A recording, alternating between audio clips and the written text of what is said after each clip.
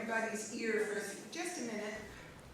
Our beloved Lily was stuck in traffic because there was some kind of a automobile incident. She was not involved in it, but except that she's stuck in traffic.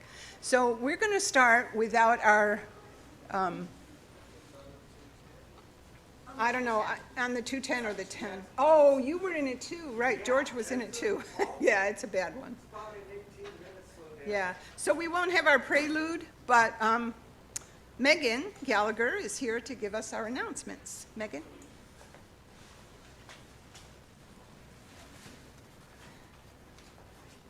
Okay, good morning. Welcome to Monte Vista Unitarian Universalist Congregation Sunday morning service. We're glad you're here. Zoom.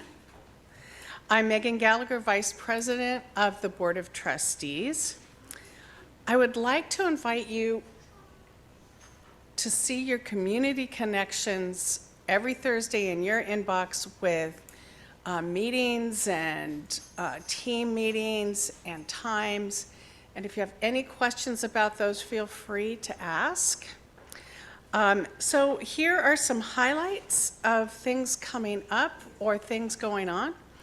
Our partner church in the Philippines is the Kalapayan Congregation. We support educating their children and youth each year through our congregants' generous sponsorships. If you've already sponsored a child or youth, thank you. If you have not, please consider doing so before March 30th.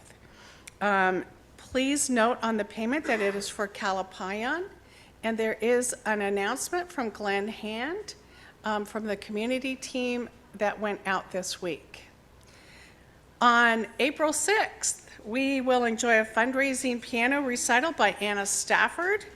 Please come and enjoy lovely music and light refreshments. There's a sign in the back with the details.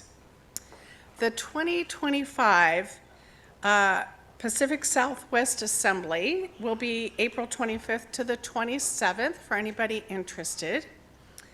And there is an adult RE sign-up sheet in the back for tomorrow's class. Robert's waving it. Please stay today for our congregational meeting as we chart our way forward. And now we have some light entertainment.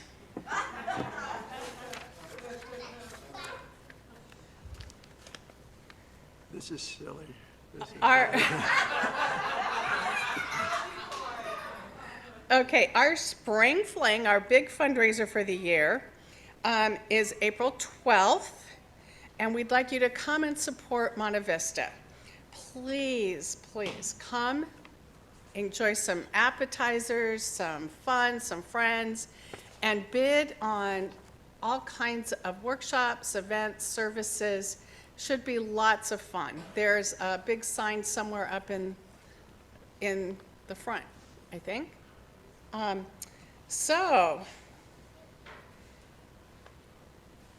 Okay.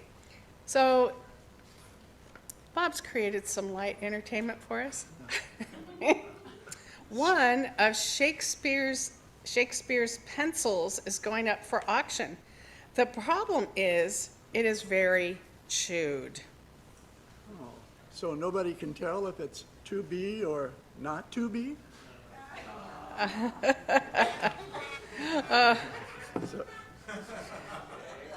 Okay, and we've decided to sell off all of our hens to the highest bidder. So you got to be there because it'll be poultry in auction.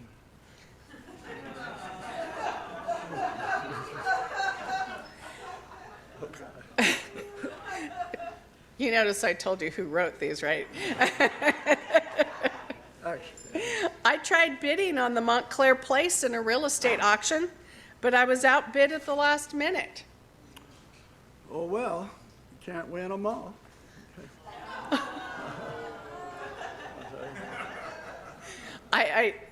Actually, these are from the internet, so I did not, don't blame me.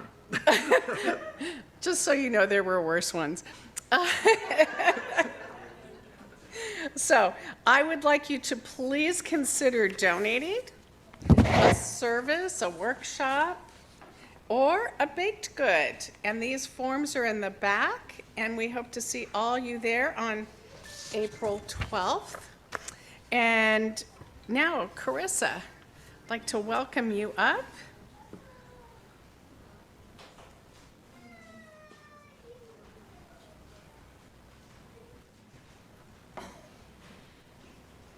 Good morning, Monte Vista. There we go. There's some energy. All right. I am here on behalf of the pledge drive, and I would like to welcome you to our sweetest, brightest year. Next slide, please. So your pledge is more important than ever. Currently, pledges are making up 58% of our expected income. Last year, when we made the 24-25 budget, pledges were only expected to be 41% of our income. So, yeah, we need the money. Next slide. So, our total pledge amount for the current fiscal year, including all our late stragglers, was $109,415. The pledge amount that had come in by the time we finalized the budget was $107,015. Next slide. As we assume that some people will not be able to pay what they pledged due to either death or other circumstances, we do deduct 6% from the budgeted amount. So that brought our expected pledge total for the current fiscal year to $100,594. Now, the amount it costs just to open the building on Sundays for service, that's no salaries, no paid labor, not even coffee, it's about $101,000 a year. So let that sink in. So we need to ask ourselves, what do we want? Do we want new tenants? Do we want a full-time minister? Do we want our office manager to be in the office 3 days a week? Do we want to be able to afford optional items like guest speakers, OWL programs, and ballot buy-in boxes? Do we want to be able to grow our savings and build our endowment fund, or start a capital improvements fund so that we don't have to fundraise every single time something breaks? Next slide, please. So just to give you a few numbers while you think about that, assuming that we get at least one tenant paying at least $5,700 a month, and we were bringing in an additional $1,500 a month in fundraising money, we would need at least $128,000 in pledges to get a full-time minister, and that is based on the numbers on the UUA website for our location and the size of our congregation. We would need at least $132,000 to get a full-time minister and an office manager for 18 hours a week at our current office manager salary. And we would need at least $150,000 to get the above, plus money for the incidentals that we want that were listed in the budget for the current fiscal year that we have not been able to afford. Our year can be as sweet and as bright as we want it to be. Let's make it blinding. And with that, I will turn it back over to Reverend Yenoki.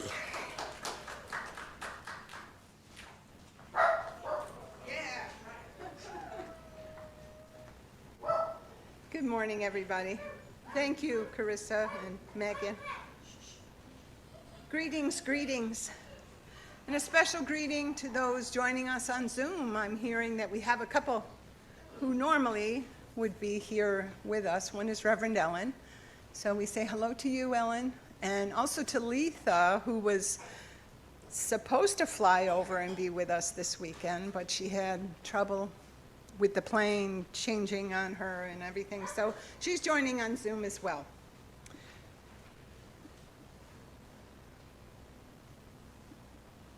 To open our time of restoration and wonder, we ring our bowl 3 times, centering our attention and weaving our energies together to open this sacred space with intention, reverence, and compassion.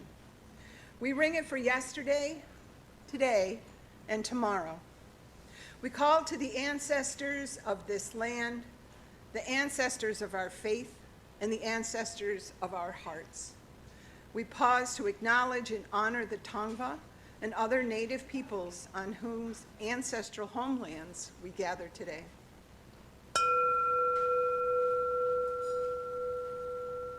And as we become present in this now moment, we celebrate the diverse communities who make their home here today. We ask our own wisest and deepest selves to show up here and now, to keep us open and aligned with the Unitarian Universalist values that nourish us toward growth, service, and love. And we honor the future beings, those who will come. May we all work to hold tight to what is good and co-create a world that will be healthy and safe for all beings.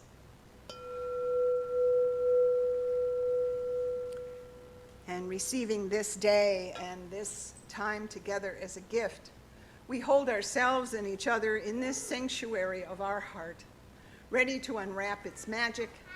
And so we offer our gratitude together, saying 3 times, thank you, thank you, thank you. And I invite you to stand for our combination prelude and welcoming song. Hello, Lily. We're glad you're here, and I hope you can be de-stressed. George was in the same mess you were in, so. But we'll stand and sing, We Give Thanks. It's in the Teal hymnal, number 1010, but the lyrics are here on the screen for us. Thank you, Jaryus. Thank you. Please be seated. As a symbol of our faith, we light a chalice at each of our gatherings to represent the values and the rich history of Unitarian Universalism, those that offer us belonging and hold us in community. As Carissa Moore comes forward to light our chalice on this, the first anniversary of her mom's death, we light another chalice as we hold a moment of shared silence in support of Carissa and all of her loved ones, in honor of her mother, Lorna Klein Gregg.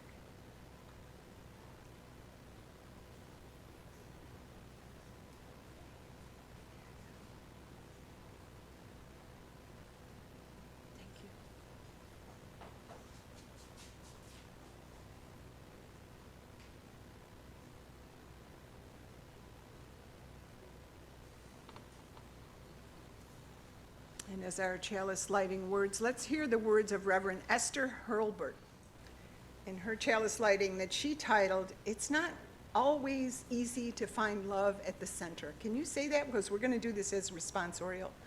It's not always easy to find love at the center. Thank you. It's not always easy to find love at the center. There is no set of easy instructions numbered 1 through 7, or maybe 8.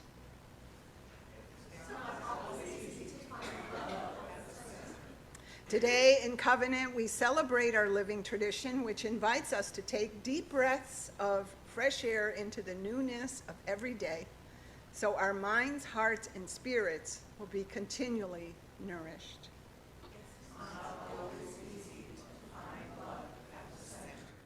So for today, we gather in covenant to celebrate the reality that love is at the core of our beings, and that love will guide us if we open ourselves to the challenges which love requires of us. May we accept this challenge with dignity and with grace. Amen. Please stand now as we sing our invocation, our anthem, Spirit of Life. First verse in English, then in Spanish.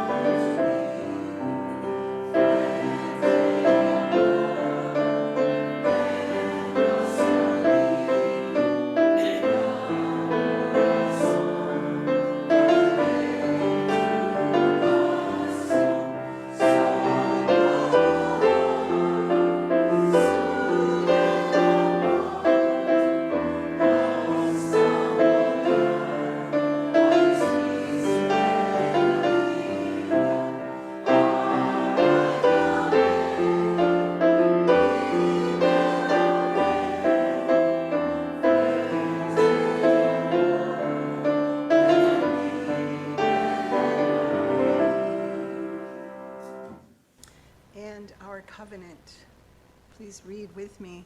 We affirm that love is the greatest purpose of this congregation. The search for truth is our constant star, and service is our prayer.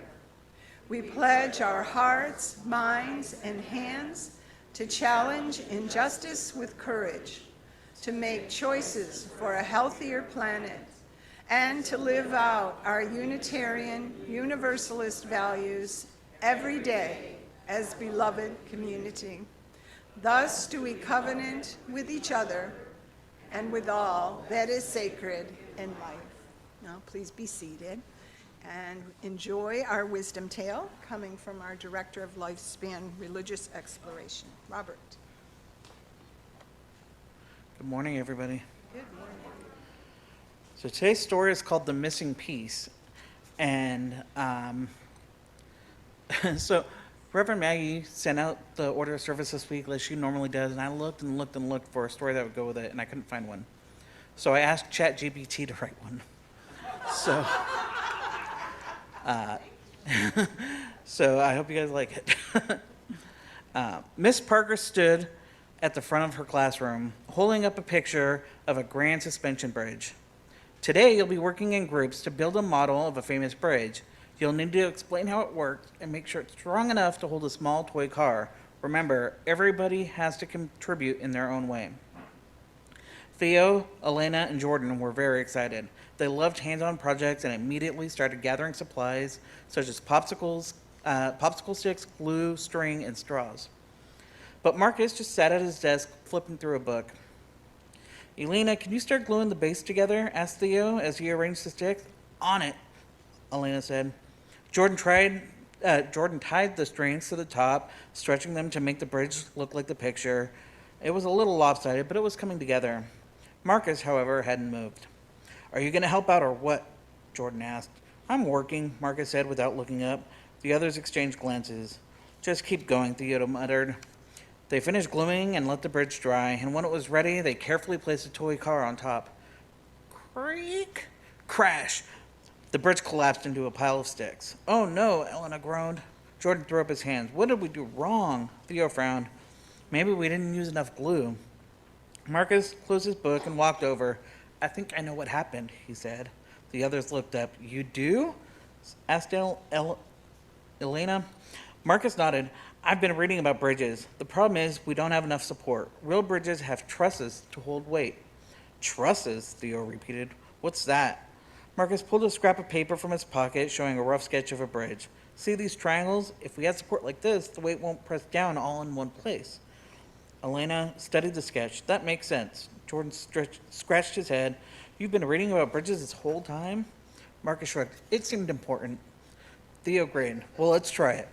They worked together, adding small triangular supports underneath, and when they tested it again, the bridge held strong. Miss Parker came by and smiled. That looks fantastic. What a great example of teamwork.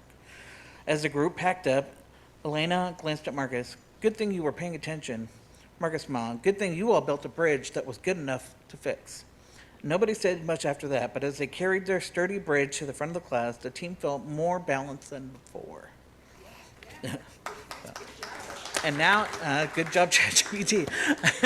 And now if the kids can come forward and get the chalice, you guys can sing us to class.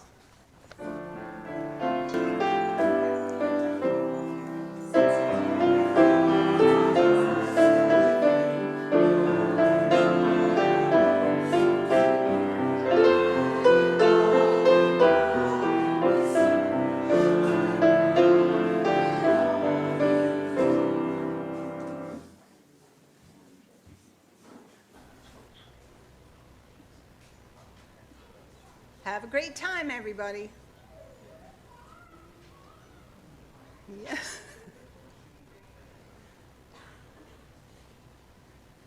That's called last-minute finagles. I wanted to have Donovan carry it out in honor of his grandma, but I was like, no, this isn't going to work. Anjali wants, she looked so disappointed. I said, I can talk to you about why later, and she said, So I just split it in half. And She also learned to live with disappointment. yes, yeah. It worked beautifully. I'm just glad there weren't 3 kids. I don't know what I would have done. Yeah.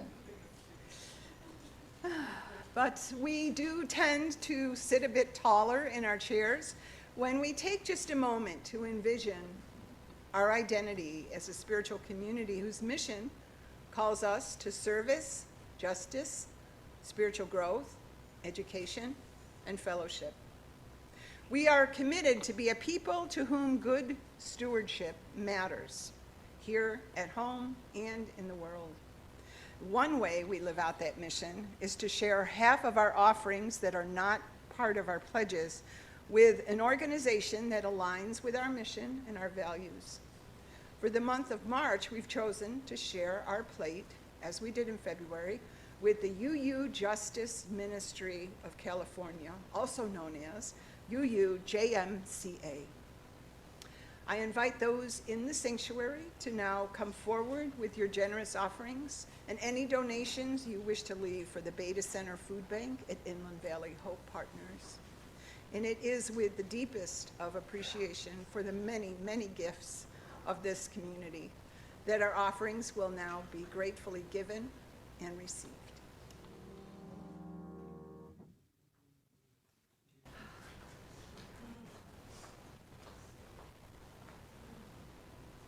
Thank you. Thank you. So beautiful.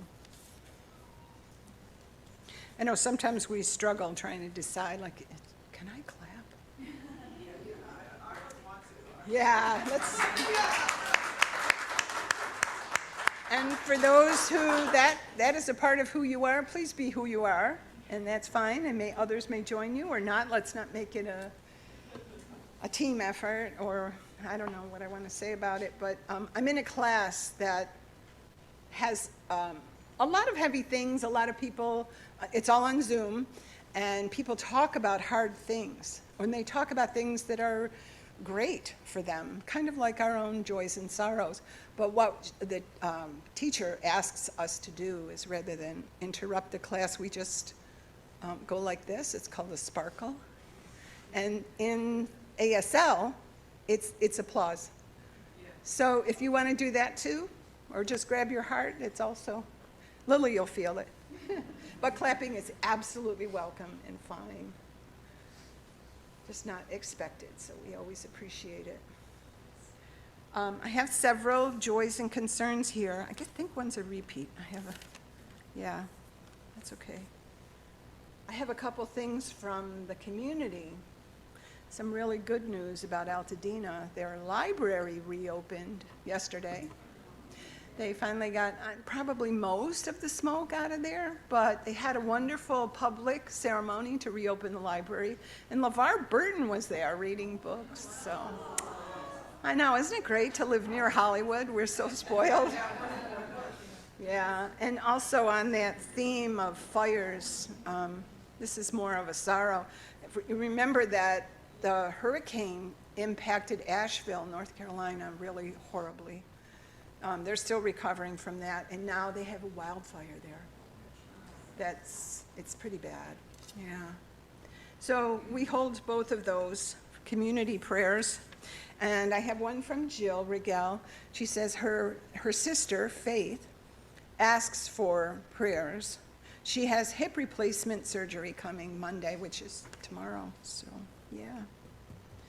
And a beautiful one from Becky via Gomez. If you haven't had a chance to meet her yet, do you mind raising your hand?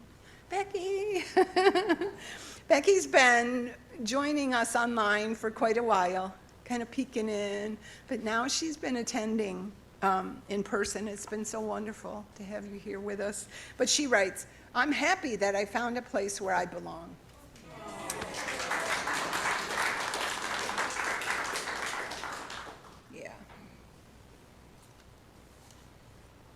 Thank you for putting that in as a prayer. It's really a gift for us. Our prayer meditation today comes from Jan Richardson. She's a poet, artist, writer, and an ordained minister in the United Methodist Church. And we pray her words today. Please hear them with an open heart. On this spring equinox in the Northern Hemisphere, I'm thinking about seeds. I'm thinking about the darkness in which green and light and spring have their start. And I'm thinking about what it means to begin and then to have to begin again. Here is a blessing about that for you, for this day and every day. Blessing the seed.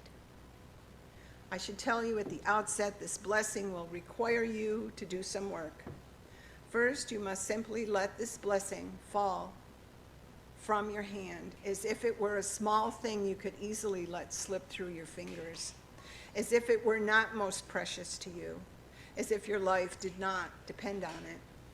And next, you must trust that this blessing knows where it's going, that it understands the ways of the dark, that it is wise to seasons and to times.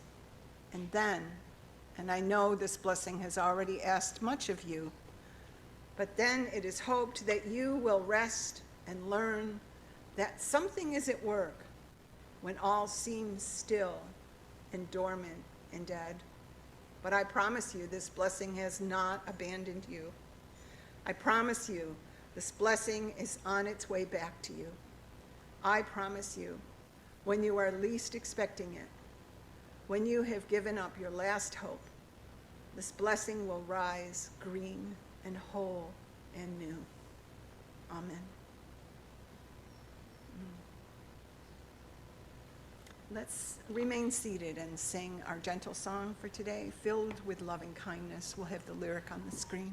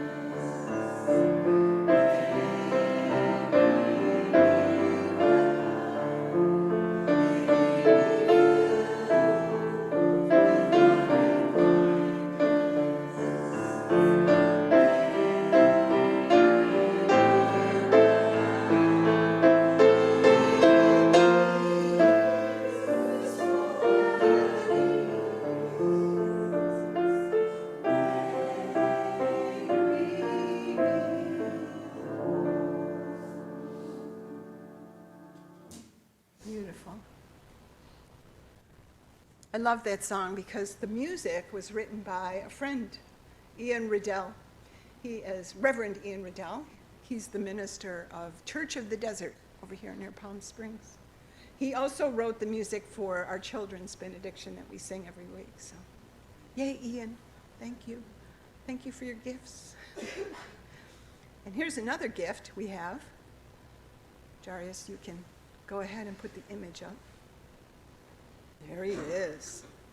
And to give us the story by Michael Hodges called Be a Bison is Amy Randall.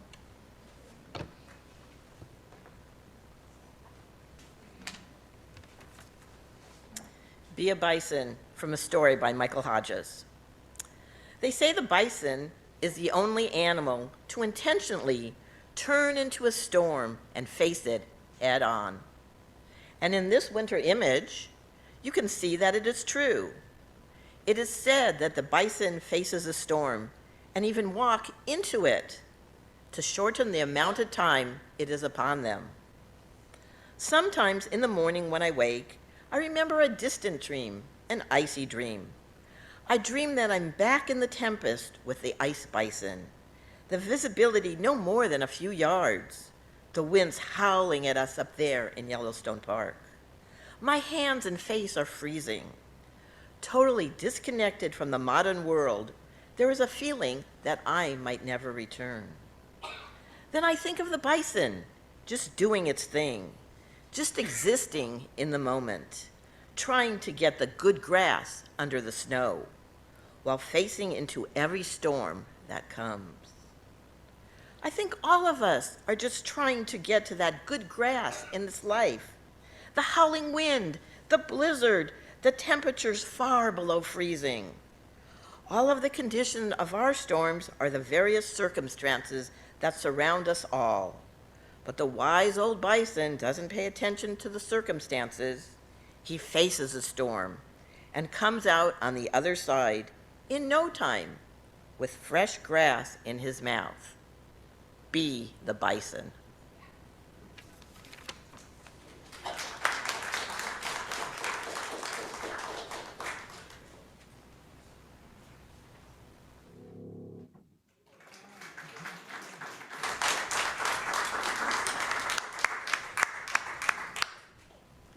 Beautiful. Yeah, I heard someone say, wow, that's it.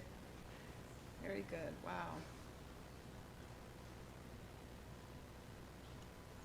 Oh, I get the bison too?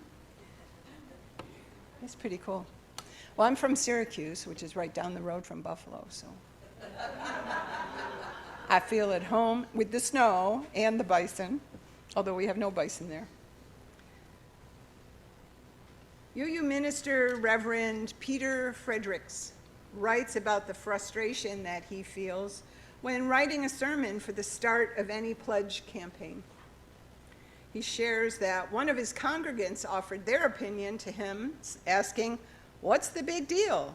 This one's easy.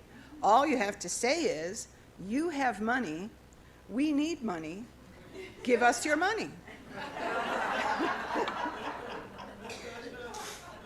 See, Carissa? Easy.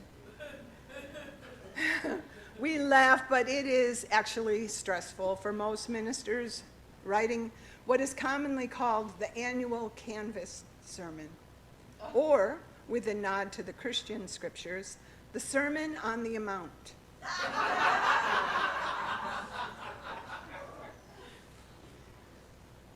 Many ministers like myself are not comfortable requesting money in any setting, and please know that those texts that are going out in my name with a God bless you, that's not me. Delete them, report them.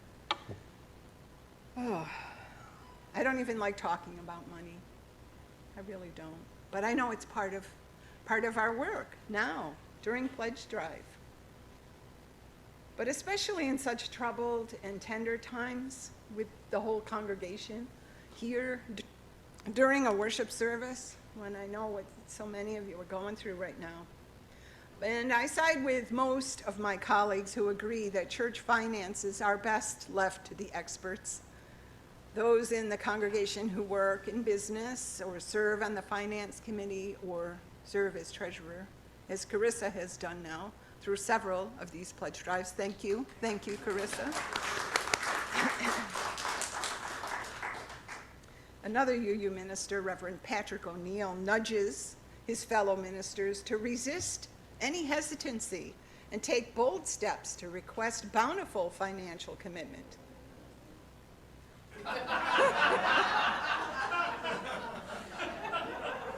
Oh yeah, despite the growls. So I do come to you from the place in my deepest heart to envision and express my plea for your generous pledges as an essential element of our energetic covenant to serve and seek support for our beloved community, for who our beloved church is, and for all we've been through, and for all that we want to become, for how this community holds all of us in a web of belonging. And that was in my text before I read Becky's prayer. So thank you.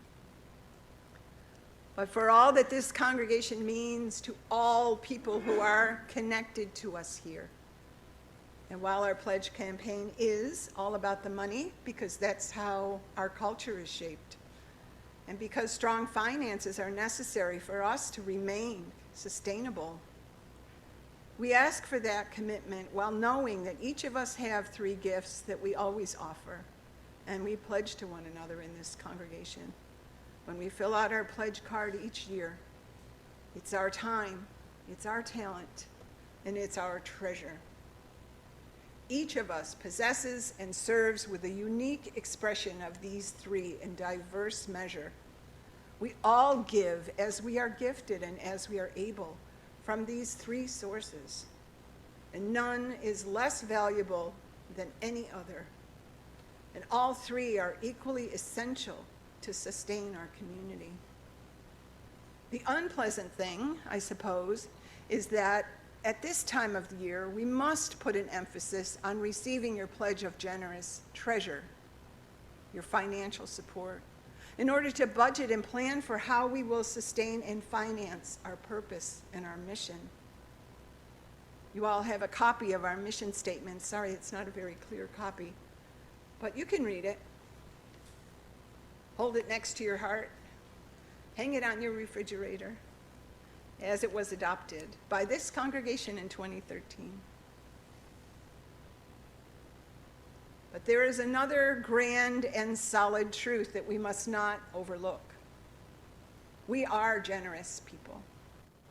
And that unique generosity that you offer is part of all that we contribute.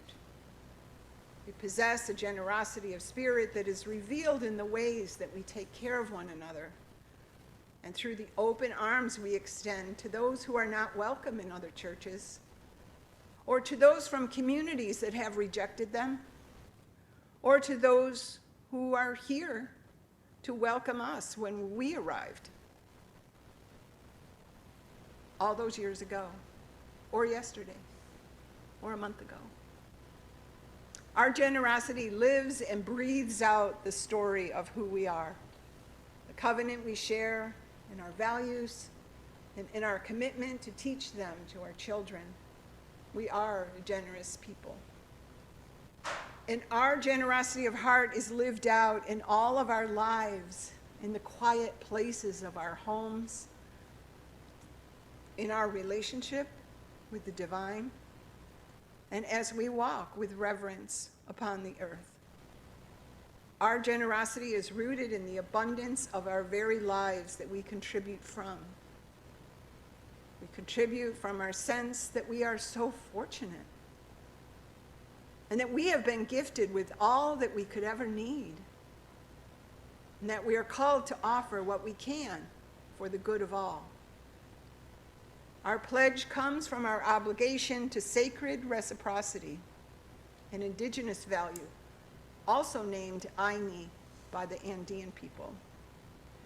At its core, and this may sound familiar, Aini is the belief that all life is interconnected, and that every action, every thought, every word carries with it a ripple effect that reverberates throughout the cosmos. It teaches that all we contribute matters. It's a recognition of the delicate balance between giving and receiving, between individual and community, and between humanity and the natural world.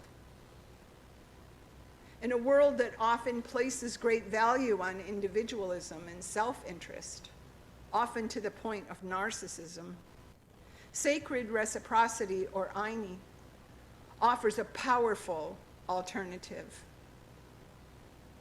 We are invited to reevaluate our relationship with the earth, with capitalism, and with each other, to open toward a deeply personal recognition that we are interconnected in ways that are beyond any of our previous perceptions, or that our actions have far-reaching consequences, all of them.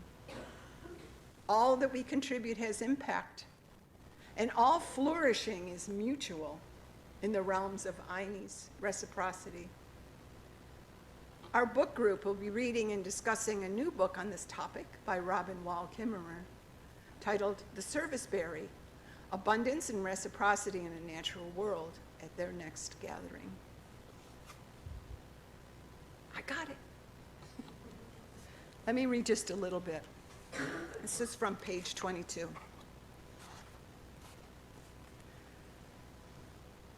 To name the world as a gift is to feel your membership in the web of reciprocity.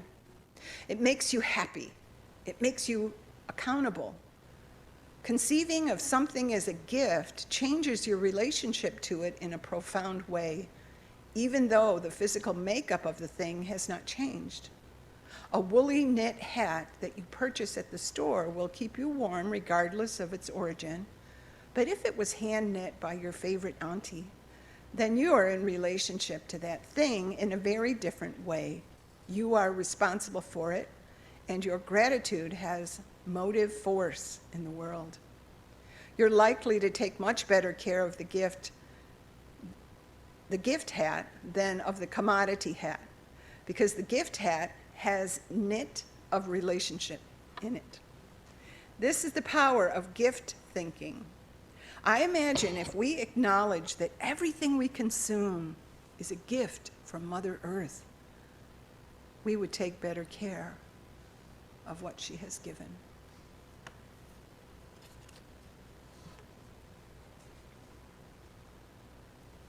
And there is a challenge for us within the teaching of Aine.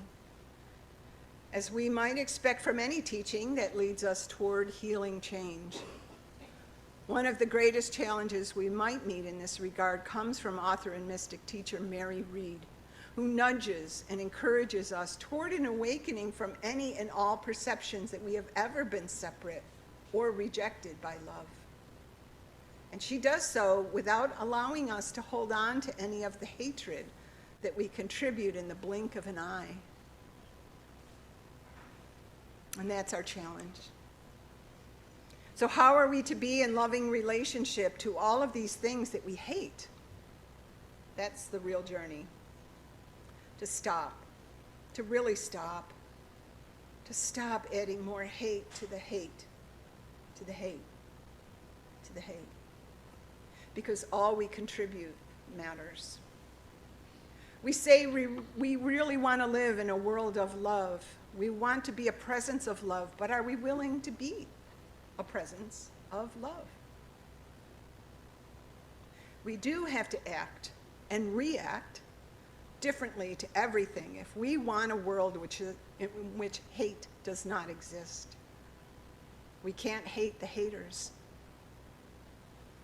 If I really want a world that is truly compassionate, kind, and inclusive, then I have to be compassionate, kind, and inclusive of everyone and see their divinity and be a presence of love to every presence of pain. Because all we contribute is what we are adding. When we contribute the presence of love, we are adding to the amount of the presence of love. And it's that simple. If I'm hating the hate, then my contribution is hate. What I'm contributing is often so instant and default impulse from the ways that I've been conditioned, and you too, by those who raised us, by the media, by our hate-filled society that we grew up in. But from our innermost longing for a world with love at the center, can we be looking at all that we contribute and slowing down our responses and stopping to ask, what do I want to contribute? I want to contribute a willingness to love. We can start there. I want to contribute to the need for authentic healing at the origin of suffering.